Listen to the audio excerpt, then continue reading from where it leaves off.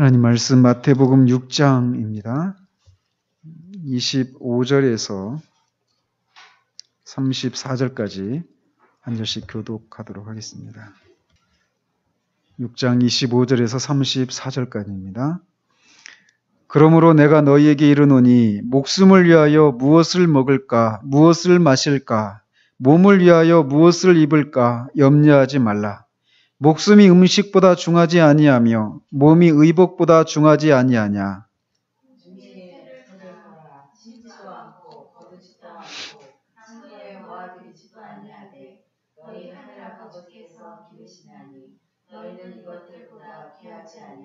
너희 중에 누가 염려함으로 그 키를 한 자라도 더할 수 있겠느냐.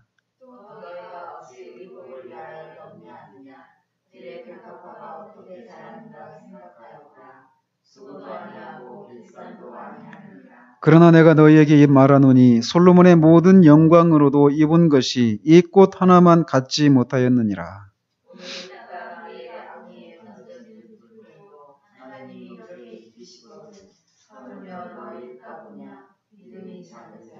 그러므로 염려하여 이르기를 무엇을 먹을까, 무엇을 마실까, 무엇을 입을까 하지 말라.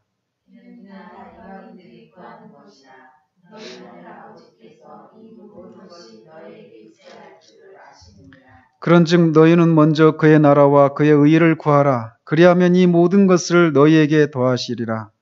그러므로 내일 일을 위하여 염려하지 말라. 내일 일은 내일이 염려할 것이요 한날의 괴로움은 그날로 족하니라. 아멘.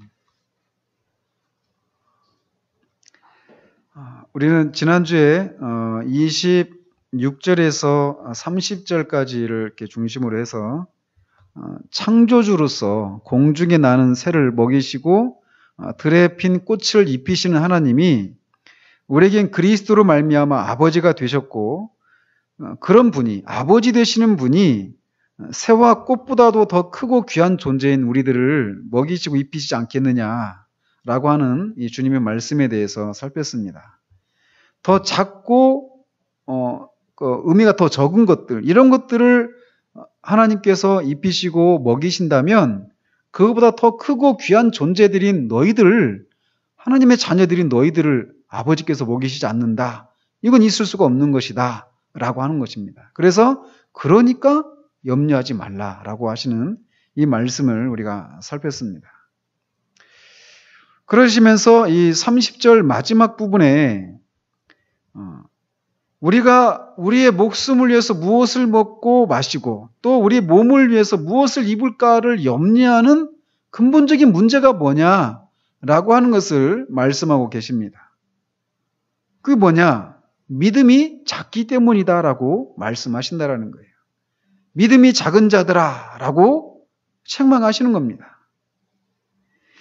여기서 우리가 주목할 것은 우리 주님이 이렇게 뭘 먹고 마시고 입을까를 염려하는 사람들을 향해서 믿음이 없는 자들아 라고 말씀하시지 않고 믿음이 작은 자들아 라고 말씀하고 계시다라는 거예요. 이 사람들은 어떤 종류의 믿음은 있습니다. 그러나 뭘 먹고 마시고 입을까를 염려하지 않을 정도의 그런 정도의 믿음은 없는 사람들입니다. 그래서 그들이 그렇게 염려하지 않을 정도로 큰 믿음을 가지고 있지 못하기 때문에 그렇게 염려하게 된다라는 거예요. 즉 믿음이 작기 때문에 염려한다라는 겁니다. 그러니까 이 사람들은 어떤 사람들입니까? 믿음이 있는 사람들이에요. 즉 우리가 계속 살펴보고 있는 것처럼 이 본문이 산상수훈 안에 있는 가르침이라는 겁니다. 그래서 이 산상수훈의 이 가르침을 따라서 살 수 있는 사람들은 팔복의 사람들, 즉 예수 그리스도가 자신의 구세주이심을, 정말 자신이 하나님 앞에 아무런 소망이 없는, 그래서 하나님 앞에 영적으로 어떤 거지와 같은 그런 심령의 상태를 가진 사람, 심령이 가난한 사람들, 그리고 자신의 죄를 인해서 애통해하는 사람들, 하나님 앞에 그렇게 아무것도 아닌 존재이기 때문에 전적으로 하나님의 판단에만 맡기고 그 하나님의 인도를 쫓아서 살아가는 온유한 사람들, 그래서 그리스도로 말미암은 그 의를 목말라는 사람들, 즉 이 팔복의 사람들만 이 산상수훈의 가르침을 따라서 살 수가 있다라는 겁니다. 그러니까 여기서 지금 믿음이 작은 자들아 라고 책망을 받고 있는 사람들은 이미 팔복의 사람들이에요. 즉 그리스도인들이란 말이죠. 믿음이 없는 사람들이 아닙니다. 그러시면서 주님은 이 31절에서는 이는 다 이방인들이 구하는 것이다 라고 말씀하고 있어요. 뭘 먹고 마시고 입을까? 이것을 염려하고 그것을 막 구하면서 마음이 어지럽고 분주한 상태, 그게 염려한다라고 상태라고 말씀드렸잖아요. 그런 상태에 있어서 하나님께로 마음을 집중하지 못하게 되는 그런 상태 가운데 빠지게 되는 이런 것들은 이방인들이나 하는 것이다 라고 말하고 있다는 거예요. 그러니까 지금 이런 말씀을 통해서 주님은 이 세상 사람을 크게 그리스도인과 그리스도인이 아닌 사람, 이방인들과 이방인이 아니라 하나님의 백성된 사람들, 이런 식으로 두 부류의 사람들로 구분하고 있는 것을 우리가 볼 수 있습니다. 복음은 이런 식으로 항상 세상에 있는 사람들을 두 종류의 사람들로 분류하고 있는 것이죠. 주님은 이렇게 구원의 믿음은 이미 갖고 있는 사람들이에요. 구원의 믿음은 가지고 있지만 그 상태에서만 머물러 있는 그리스도인들에게 말씀하고 계신 것이라는 거죠. 주님은 이 주님의 말씀을 듣고 있는 사람들이 그렇게 작은 믿음만 가지고 있어서 뭘 먹고 마시고 입을까를 가지고 염려하느라 정작 그들의 마음이 하나님께로 집중되고 또 마땅히 하나님 백성으로서 하나님 나라의 한 일원으로서 그 하나님 나라의 왕 되신 그리스도의 어떠하심을 그들의 삶과 존재를 통해서 드러내는 그런 삶을 살아야 되는데 염려하느라고 그런 삶을 살지 못하는 사람들에게 작은 믿음이 아니라 더 큰 믿음을 가진 그런 사람들로 자라가기를 원하시고 계시다라는 겁니다. 우리가 이렇게 더 큰 믿음을 가지지 못하면 우리는 수많은 염려와 근심에 굴복하고 말 것입니다. 이렇게 작은 믿음을 가지고 있기 때문에 그렇게 염려하고 있는 사람들에게 주님이 책망하고 계신 거예요. 그렇게 책망하고 계신 목적은 뭐냐? 그 상태로 머물러 있으면 안 된다라는 겁니다. 믿음이 작은 상태로 머물러 있어서 계속해서 이 땅을 살아가면서 뭘 먹고 마시고 입을까? 이 문제를 가지고 인생을 소비해버려서는 안 된다라는 겁니다. 그러므로 우리가 이런 믿음이 작은 자들아 라고 하시는 이 주님의 책망을 들으면서 우리가 소망해 둘 것이 있다면 그것은 우리가 이렇게 이 땅을 살아가면서 뭘 먹고 마시고 입을까? 이런 문제를 가지고 염려하지 않는, 즉 큰 믿음을 가진 그런 사람들이 되기를 우리가 소망해야 한다는 것이죠. 그렇다면 우리는 어떻게 하면 이 작은 믿음이 아니라 큰 믿음을 갖는 사람이 될까라고 하는 것을 우리가 주목해야 될 그런 것을 알아봐야 할 것입니다. 그래서 실제적으로 주님은 이 31절의 이하에서 이 더 큰 믿음을 가지기 위한 어떤 적극적인 방법을 말씀하고 계십니다. 그렇지만 이렇게 큰 믿음을 갖기 위해서 우리가 어떻게 해야 되는가? 이거를 알아보기 전에 먼저는 작은 믿음을 가지지 않기 위해서는 어떻게 해야 되는가? 이거를 먼저 살펴볼 필요가 있습니다. 즉 적극적인 어떤 것을 알아보기 전에 소극적인 측면에서 작은 믿음이라고 하는 것이 무엇이고 왜 우리가 작은 믿음을 갖게 되는가? 즉 그러면 작은 믿음을 갖게 되는 원인을 살피게 되면 결국 작은 믿음을 갖지 않게 되는 방법도 우리가 거기에서 얻을 수 있게 되는 것이죠. 그렇죠? 그래서 오늘은 어떻게 하면 큰 믿음을 갖게 되는가? 이런 적극적인 측면이 아니라 어떻게 하면 우리가 작은 믿음의 상태에서 벗어날 수 있는가? 또는 왜 우리가 작은 믿음을 갖게 되는가? 그래서 왜 염려하고 근심하는 그런 모습으로 살아가게 되는가? 이것을 살펴보도록 합니다. 그렇다면 작은 믿음이라고 하는 것이 무엇일까요? 이거를 뭐 여러 가지로 설명할 수 있겠지만 일반적으로 이 믿음이라고 하는 것을 어떤 우리의 삶의 어떤 한 국면에만 제한시키는 이런 믿음을 작은 믿음이다라고 말할 수 있습니다. 특별히 우리 영혼이 구원을 받는 것에만 믿음을 제한시키는 것. 이게 작은 믿음이다라고 말을 할 수 있다는 거죠. 우리는 말씀을 들으면서 거룩하신 하나님 앞에 우리가 죄인이라는 것을 깨닫게 됩니다. 그리고 내가 죄인이고 그 죄인된 나를 하나님이 나를 향해서 내 죄에 대해서 진노하고 계시다라는 것을 깨닫게 돼요. 그리고 그 진노하시는 하나님 앞에 내가 그 죄값을 치러야 되는데 내가 무드셀라처럼 오래 산다 할지라도 그 죄값을 내가 치를 수가 없다라고 하는 것도 깨닫게 됩니다.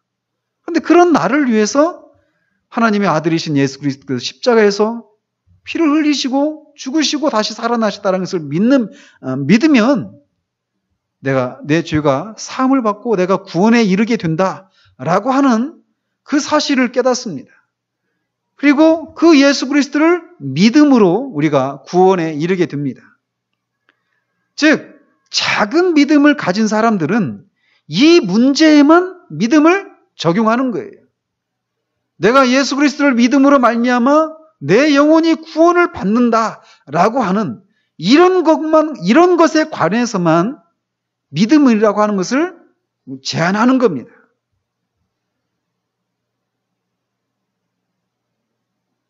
그러면서 일상의 삶을 살아가는 데 있어서 이 믿음이 전혀 작동을 하지 못하는 그런 상태에 있는 것을 작은 믿음이다라고 말할 수 있다는 거예요.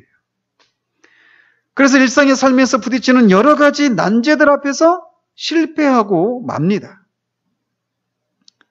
그들의 삶 속에서 보여지는 모습은 믿지 않는 자들과 구별되지 않습니다. 그저 교회를 왔다 갔다 하는 거, 이런 정도 이상의 것이 보이지 않는 거예요. 죄를 짓는가 아닌가의 문제가 아니라 일상의 삶을 살아가면서 부딪히는 여러 가지 염려거리를 만났을 때 보여지는 모습에서 세상 사람들과 구별이 되지 않는 거예요. 예수님을 믿는다라고 하는 것이 전혀 도움이 되지 않는 겁니다. 언젠가도 제가 그 사역하던 교회에서 이런 제목으로 한 말씀을 전한 적이 있어요. 예수 믿는 것 도움이 되십니까? 굉장히 도전적인 질문이죠.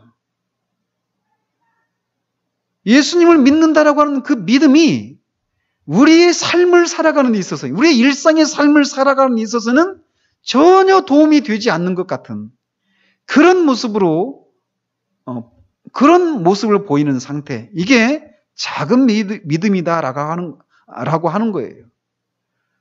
그들은 예수님을 믿는다, 믿고 구원을 받는다라고 말할 때 그저 죄의 사함을 받고 내가 구원에 이른다라고 하는, 내 영혼이 구원을 받는다라고 하는 그 문제에만 국한시켜서 믿음이라고 하는 것을 생각하고 있기 때문에 일상의 삶의 모습 속에서 여전히 믿지 않는 사람들과 똑같은 모습으로 염려하고 근심하고 걱정한다라는 거예요.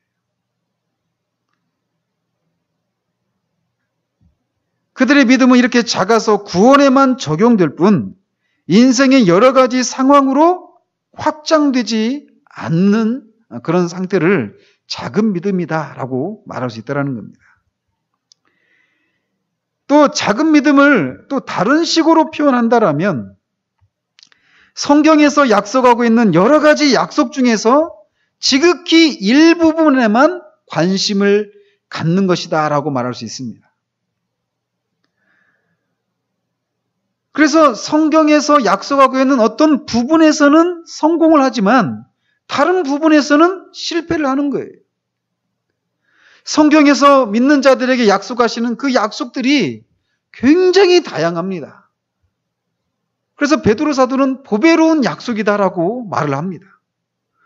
믿는 자들에게 약속하신 그 약속은 굉장히 다양하고 그 약속들은 우리가 이 땅을 살아가면서 부딪히게 되는 여러 가지 염려거리들이 그 약속 안에 다 들어있는 것들이란 말이죠.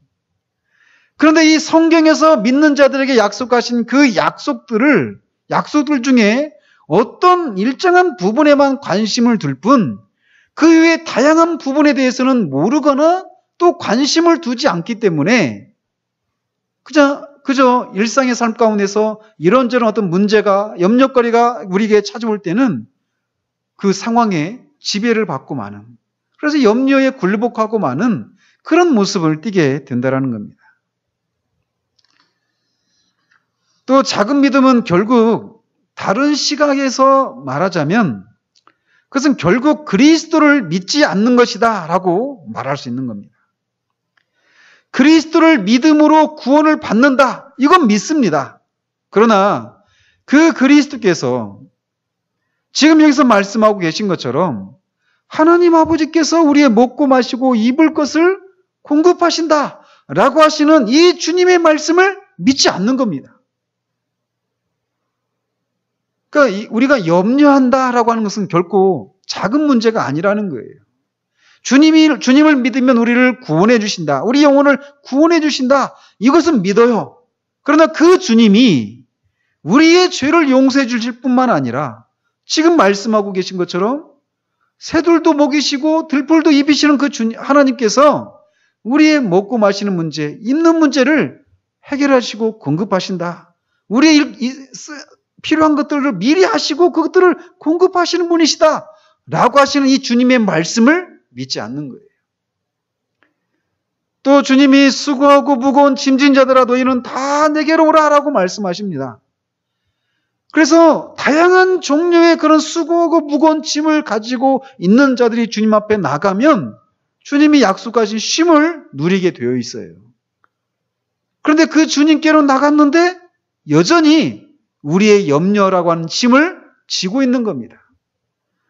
언젠가도 제가 말씀드린 것처럼 이 뜨거운 여름에 시골길을 걸어가는 할머니가 머리에 짐을 지고 걸어가고 있는데 맘씨 좋은 아저씨가 달구지를 끌고 가다가 달구지에 올라타라고 하니까 고마워서 올라탔습니다. 그 할머니가.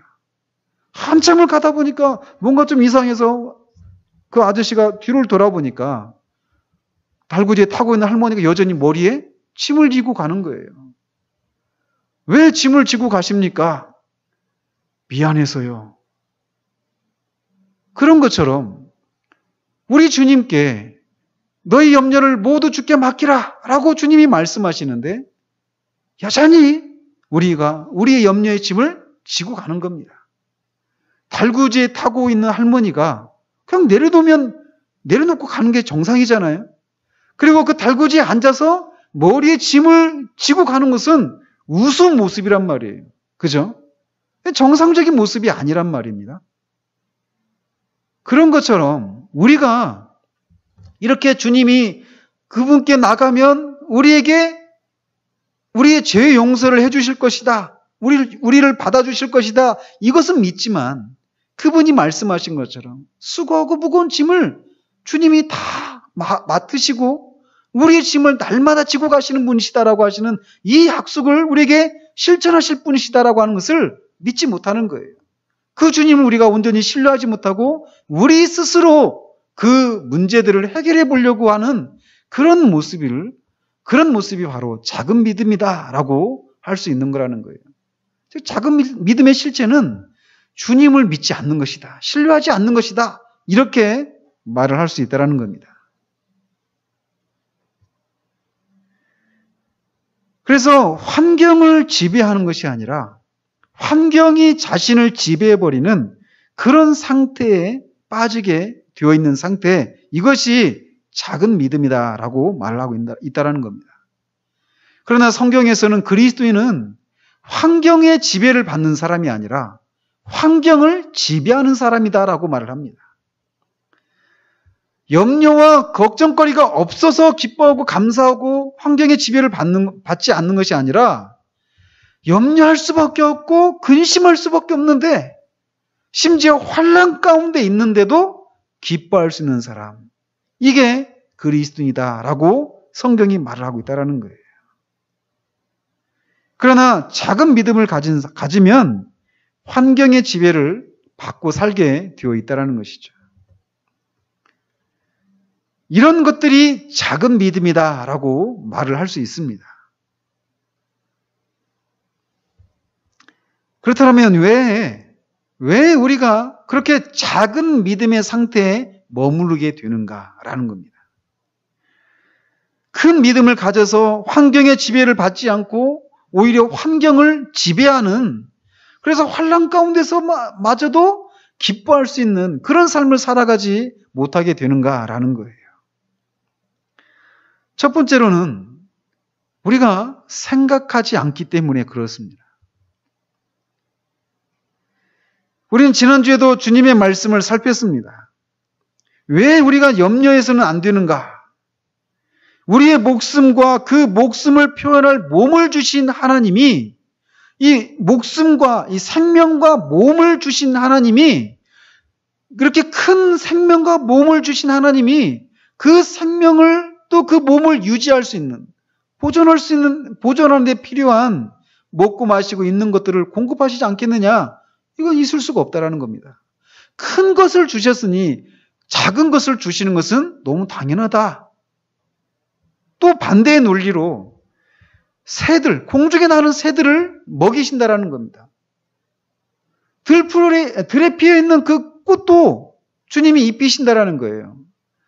베어져서 아궁이에 던져져 버릴 그 들풀마저도, 들꽃도 하나님이 입히시는데 너희들이야, 불멸하는 영혼을 소유한 하나님의 자녀들인 너희들을 하나님이 어떻게 먹이시고 입히시고 마시는 일들을 하시지 않겠느냐. 이건 있을 수가 없는 것이다 라고 주님이 말씀하신 것을 우리가 살폈어요.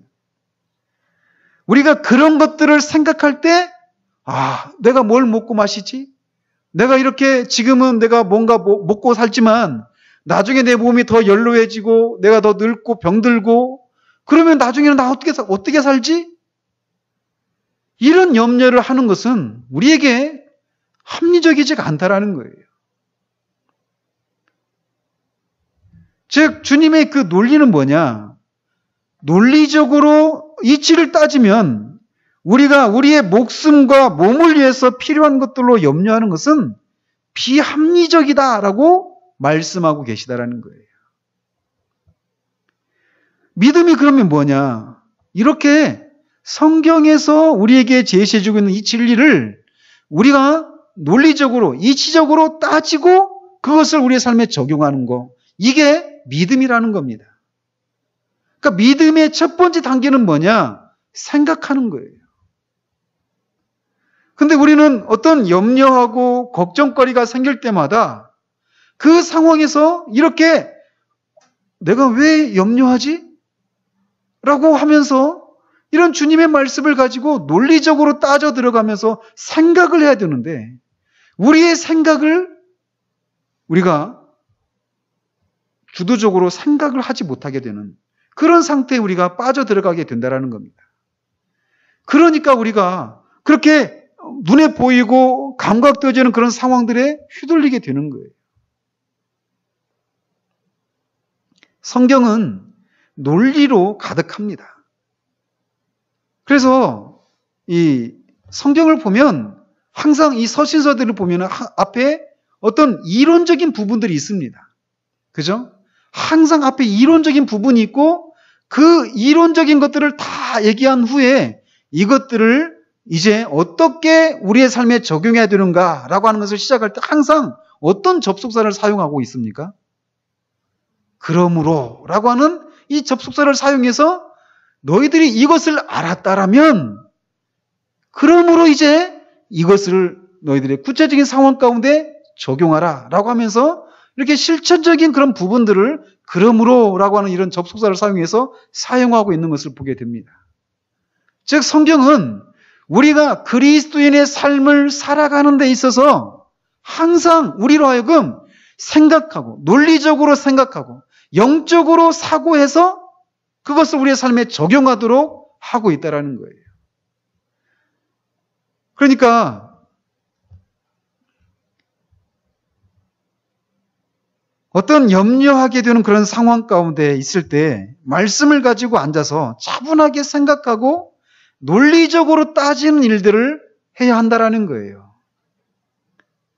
그러니까 설교도 있잖아요. 설교도 항상 그런 식입니다. 그런 식이어야 하는 거예요.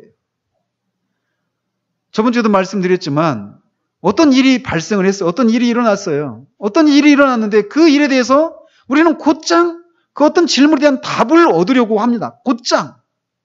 그러나 그 답을 찾기 전에 우리는 차분히 논리적으로 생각을 해야 된다는 거예요. 그러니까 설교도 항상 논리적인 어떤 그런 전개를 해야 되는 겁니다. 그냥 우리 한국교회에서 많이 있는 것처럼 그냥 첫째, 둘째, 셋째 하면서 그냥 3대째 설교로 이렇게 어떤 인생에 우리가 부딪히는 어떤 문제들을 그렇게 쉽게 말할 수 있는 게 아니라는 거예요. 그래서 항상 논리적으로 따지고 이런 이해에 근거해서 그러므로 라고 하는 어떤 실천적인 이런 적용, 이런 것을 해야 된다는 겁니다. 그러니까 우리가 작은 믿음을 갖게 되는 첫 번째 이유는 그런 사고를 하지 않는 것 때문에 그렇다라는 거예요. 오늘날 그래서 교회에서 행해지는 설교들이 성도들이 그런 사고를 따라서 우리의 부딪히는 그 모든 문제들을 영적으로 사고하고 생각하는 이런 훈련들이 안 돼 있기 때문에 그들이 감각적으로 느낄 수 있는 어떤 이런 것들을 던져주기가 쉽다라는 겁니다. 그래서 말씀을 듣고 어떤 염려하고 근심 있는 사람들이 그들의 마음을 어떤 시원하게 해주는 어떤 감동적인 예화와 어떤 이런 것을 곁들여 가지고 그런 감각을 이렇게 건드려주면 은혜를 받았다라고 하면서 눈물 흘리면서 이렇게 돌아갑니다. 여전히 삶 속에서 견고함이 없어요. 믿음은 생각하는 겁니다. 생각하는 거예요. 그저 감각적으로 어떤 상황들을 논리적으로 따지지 않고 감각적으로 대처하기 때문에 우리가 염려의 수렁으로 빠지게 되는 작은 믿음을 가지게 된다는 겁니다. 그러니까 우리가 작은 믿음을 갖지 않기 위해서는 생각해야 됩니다. 두 번째는 우리가 하나님의 자녀가 되었다는 사실에 대한 영광스러움을 충분히 알지 못하기 때문에 우리가 작은 믿음을 갖고 염려하게 되는 것입니다. 우리가 구원을 받는다라고 하는 것은 단지 우리의 죄를 용서받는 것만을 의미하지 않습니다. 구원을 받는다라고 하는 것은 우리가 하나님의 자녀가 되었다라는 것을 의미하는 거예요. 다윗이 그의 그 셋째 아들인 압살롬을 용서해 줬습니다. 잘 알다시피 압살롬의 누이인 다말을 다윗의 첫째 아들인 암논이 강간을 했습니다. 이 압살롬이 2년 후에 이 암논을 죽이잖아요. 죽이고 자기 외할아버지에게로 도망을 갑니다. 그리고 몇 년이 흘렀어요. 몇 년이 흐르면서 이제 다윗의 마음이 어느 정도 누그러졌습니다. 그리고 그 다윗의 그 마음에 여전히 압살롬을 생각하고 있는 것을 그 군대장관 요압이 눈치를 채고 한 여인을 통해 가지고 꾀를 이렇게 내게 해서 압살롬을 다시 이제 예루살렘으로 돌아올 수 있도록 했습니다. 다윗이 용서를 한 거예요. 압살롬을 말이죠. 그래서 예루살렘으로 돌아왔지만 3년 동안 다윗이 압살롬을 얼굴을 대면하지 않습니다. 같이 예루살렘에 살고 있음에도 불구하고 아버지와 자식이 3년 동안이나 그 얼굴을 맞대지 않는 그런 상태로 있었던 거예요. 용서는 해준 것이 분명합니다. 그러나 아버지와 자녀로서의 그런 관계를 누리지 못하는 겁니다. 우리 주님이 우리를 용서해 주셨다, 우리가 구원을 받았다라고 하는 것은 그런 종류의 용서를 말하는 게 아닙니다. 내가 더 이상 너에게 죄값을 묻지 않으마 라고 하면서 죄는 더 이상 묻지 않으시는 그런 상태로 계시면서 그냥 우리는 우리 길대로, 하나님은 하나님의 길로 그냥 있는 그런 상태가 아니라는 겁니다. 우리가 구원을 받았다라고 하는 것은 하나님의 자녀가 되었다라고 하는 것을 의미합니다. 우리가 원수 되었을 때 하나님께서 우리를 사랑하셔서 그의 아들을 주시고 우리를 하나님의 자녀를 삼으셨어요. 우리가 원수 되었을 때도 우리를 사랑하시고 그분과 화해를 이루도록 하셨다라면 우리가 그분의 자녀가 되었을 때는 더욱더 우리를 아끼시고 보호하시지 않겠는가라는 겁니다. 우리를 사랑하셔서 그의 아들을 죽음에 내어주신 분이 어찌 그와 함께 모든 은사들을, 즉 모든 선물들을 우리에게 주시지 않겠는가? 바울이 그렇게 논리적으로 따져 묻는 거예요. 우리가 이렇게 하나님의 자녀가 되었다라고 하는 것을 우리가 깨닫는다면, 그것을 우리가 충분히 생각한다라면 우리는 작은 믿음의 상태로 있을 수가 없을 것이라는 거죠. 그러나 불행하게도 우리가 이렇게 하나님의 자녀가 되었다라고 하는 것을 충분히 알지 못하기 때문에 작은 믿음의 상태로 머물러 있다라는 겁니다. 또 세 번째로 이것을 거꾸로 말하면 하나님을 아버지로서 충분히 인식하지 못하기 때문에 우리가 작은 믿음의 상태에 머물러 있다라고 말할 수 있습니다. 그리스도로 말미암아 우리의 아버지가 되신 하나님은 우리를 향해서 어떤 불변적인 목적을 갖고 계십니다. 하나님은 우리 한 사람 한 사람을 향해서 갖고 계시는 그런 계획과 목적은 우리가 구원받은 이후에 그때부터 시작된 목적과 계획이 아니에요. 영원 전부터. 창세 전에 하나님은 어린 양 생명책 속에 우리의 이름을 기록하시고 우리를 한 사람 한 사람을 향한 어떤 계획과 목적을 이미 갖고 계셨습니다. 그리고 그 목적은 반드시 이루어집니다. 어떤 것도 하나님이 우리를 향해서 갖고 계신 그 목적과 계획이 틀어지도록 방해할 수 있는 것은 그 어느 것도 어느 누구도 없다라는 거예요. 그렇기 때문에 자신에게 자기의 아들을 바치라고 말했던 그 아브라함이, 이삭을 바치라고 말했던 아브라함이 하나님이 하나님이 어떻게 하실지 모르지만, 나는 그 구체적인 것은 모르지만 반드시 하나님이 이 아이를 통해서 갖고 계신 그 목적을 반드시 이루실 것이다 라고 하는 이 믿음으로 아들을 바칠 수 있었던 것이에요. 하나님은 우리를 향해서 갖고 계시는 그 계획을 아버지로서 갖고 계시고 그 계획이 반드시 이루어지게 되어 있다는 거예요. 뿐만 아니라 하나님은 아버지로서 우리를 사랑하십니다. 계획을 갖고 계시고 우리를 사랑하신다라는 거예요.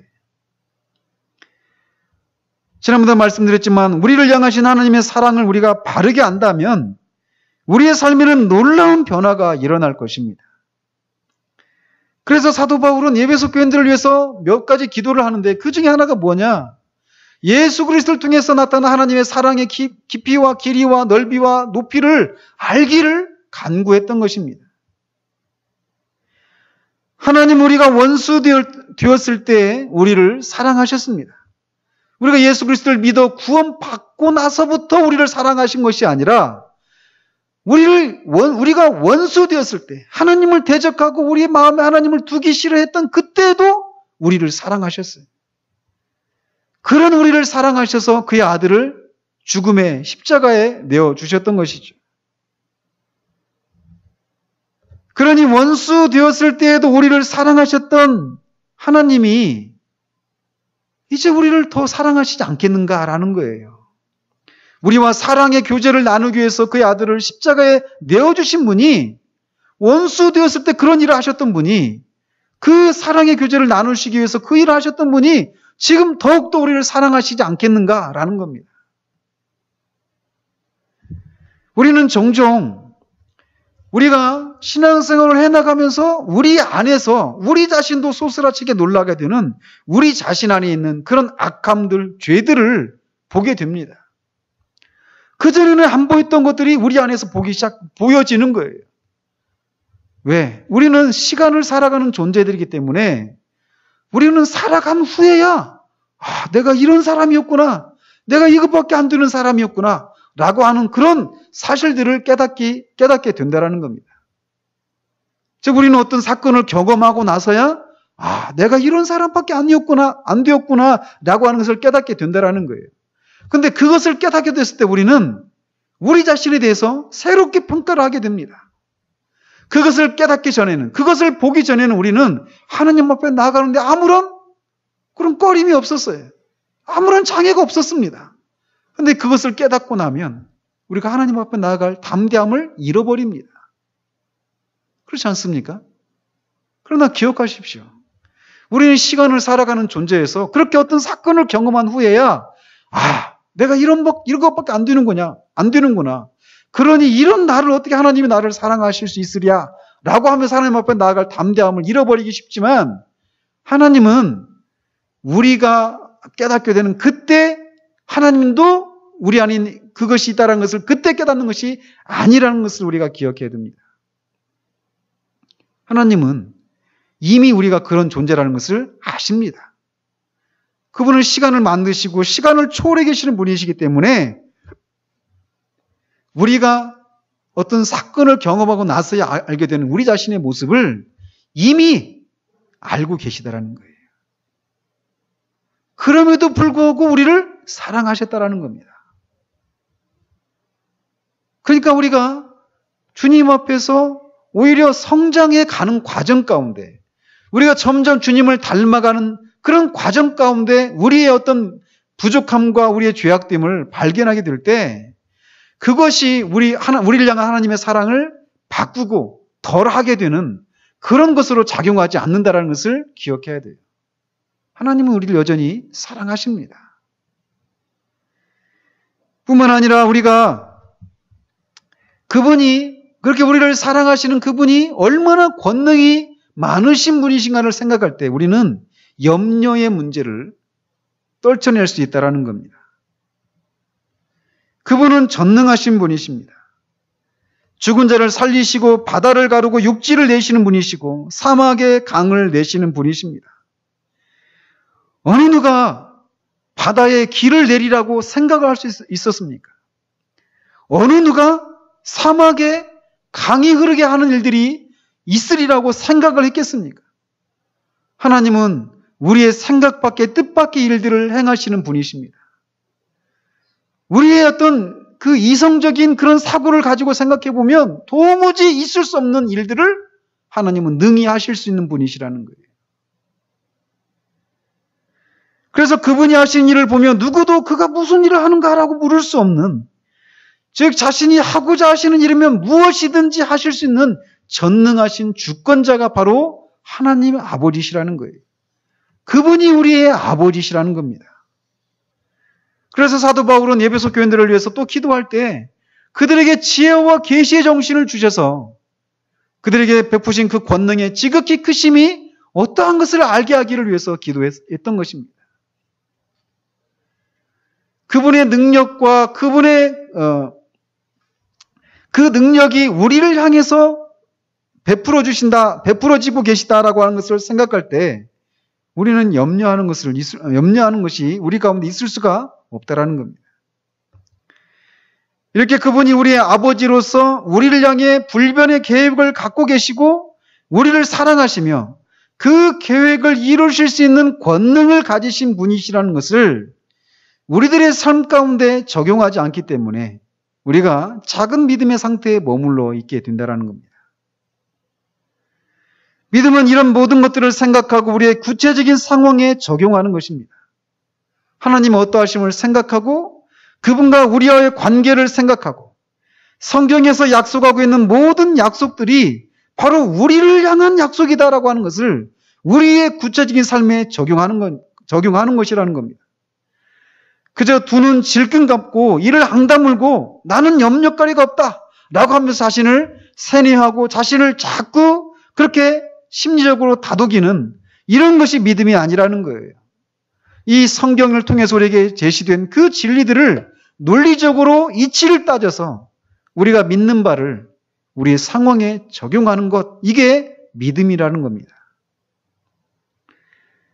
그러면 우리가 이 모든 것들을 우리의 삶에 적용해 본다면 우리는 죄책감을 가지게 될 거예요. 왜요? 우리가 먹고 마시고 있는 문제로 염려하는 것은 이런 하나님의 말씀과 그 말씀하시는 분을 있는 그대로 믿지 못한다라고 하는 것을 의미하는 것이고 이것은 그분의 마음을 아프게 해드리는 것이기 때문에 우리는 이것들을 생각해 보면 그분이 아버지시고 불변의 계획을 갖고 계시고 우리를 사랑하시고 우리를 향해서 그런 계획을 실천하실 수 있는 그런 권능을 가지신 분이시다 라고 하는 것을 우리가 생각해 본다면 우리는 염려해서는 안 되는데 염려하고 있단 말입니다. 그렇기 때문에 우리가 이런 죄책감을 갖게 된다는 것이죠.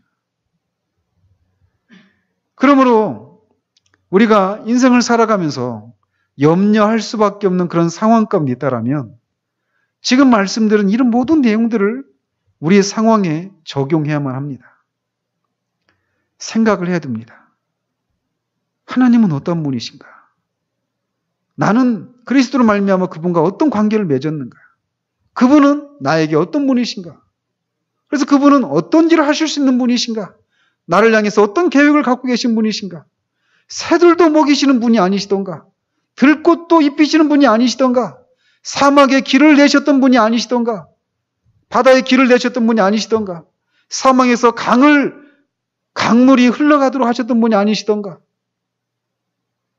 그리고 그런 하나님을 믿음으로 살아갔던 그 믿음의 선진들의 삶이 우리에게 주어져 있지 않던가? 그 증거들이 우리 가운데 있지 않던가?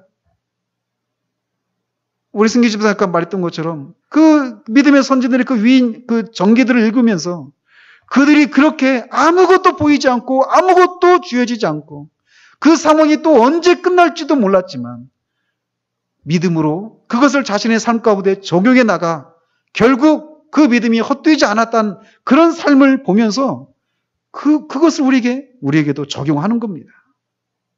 이게 믿음으로 사는 거예요.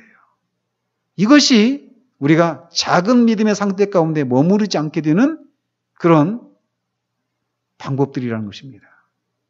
믿음으로 이 진리들을 우리에게 적용하십시오.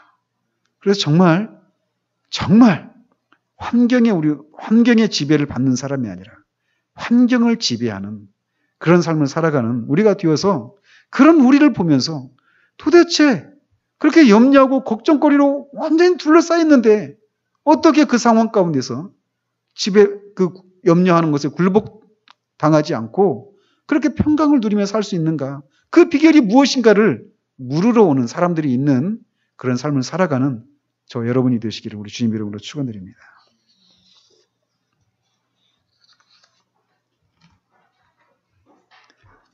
기도하겠습니다.